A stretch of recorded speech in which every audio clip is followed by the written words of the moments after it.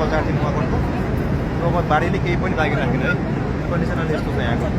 ढुङ्गेको कृषि कार्यालय जसलाई चाहिँ साङ्गो बजार भनिन्छ अनि यो कृषि विकास ब्याङ्क कृषि विकास ब्याङ्क थियो यो पनि केही पनि बाँकी रहेन यो चाहिँ के अरे सशस्त्रको जेल थियो सबै गयो अझै खोला बढ्दैछ अरे भन्ने कुरोहरूको जानकारी छ केही पनि छैन यहाँ ढुङ्गेको बजारी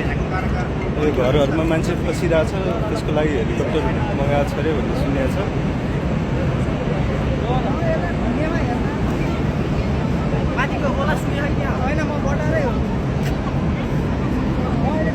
ढुङ्गेको यो उकालोसम्म लिएर आइपुग्छ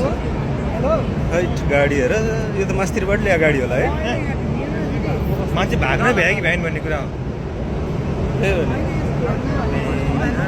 यस्तो अलिकति जानकारी नहुनुहुन्छ त है कतिजना बगायो मान्छे बगायो होला यहाँको भाग्ने भ्यायो कि भ्याएन होला